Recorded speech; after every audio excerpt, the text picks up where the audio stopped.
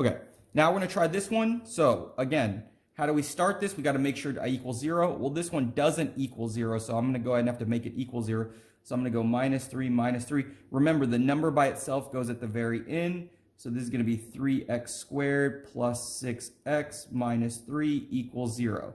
And again, I'm ready to find my a, b, and c. So my a equals what? 3. My b equals 6. And my c equals negative 3. And then I'm just going to plug it in. So again, I go to my equation, negative b, so negative 6 plus or minus the square root. B squared is 6 squared minus 4. Here, let's put the parentheses. 4, my a is 3, and my c is negative 3. All over 2 times my a, which is 3. Negative 6 is going to stay the same. Don't need to do anything to it. 6 squared gives me 36. Now, negative 4 times 3 gives me negative 12. Negative 12 times negative 3 gives me a positive 36 over 6. And this is going to give me negative 6 plus or minus 36 plus 36 is 72 over 6. Okay. Now you ask, is 72 a perfect square?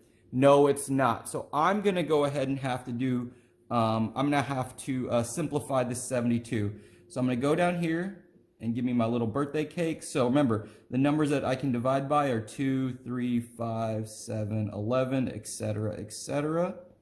So I know a 2 can go into this, so that gives me 36. Another 2, 18. Another 2, that turns into 9. And then 3, 3, and then 3, and 1. And remember, once you get that 1, you're done. Okay? So I'm going to line up all my numbers. Here I have a 2, a 2, a 2, a 3, and a 3. And I look for my pairs. I see this and this are a pair. This 2 doesn't have anybody to pair with, so he's going to stay inside. So this is going to be negative 6 plus or minus. Now, remember, both these numbers are going to go on the outside, so I'll go ahead and multiply them. 2 times 3 gives me 6 on the outside. What didn't get circled? The 2 has to stay on the inside, and then we're going to divide this by 6. Now, the very last step of this is this. I have 3 numbers sitting on the outside. I have to simplify the 3 numbers in the outside. I'm never going to touch this number on the inside of the square root. So is there a number that can divide all 3 of these numbers? And what's the biggest number that can divide all 3 of these? Well, 6 can divide all of these. Yes? So what I'm going to go ahead and do is divide each of these by 6. So here, I'll bring this up here. So negative 6 divided by 6 is going to give me a negative 1. I'm going to put my plus or minus. 6 divided by 6 gives me 1. Square root of 2 over 1. And now I don't need this divided by 1, so I can go ahead and go like this.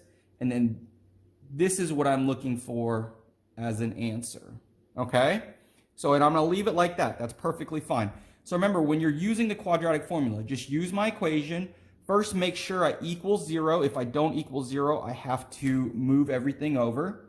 Then all I'm going to do is find my a, b, and c, plug them into my equation, and then I just start simplifying from there, right? Square my number, multiply these 3 things together, and then start simplifying. If there's a perfect square, good, go ahead and write the perfect square, whatever that is. If there isn't, I have to use my birthday cake method, okay? And simplify it down for me.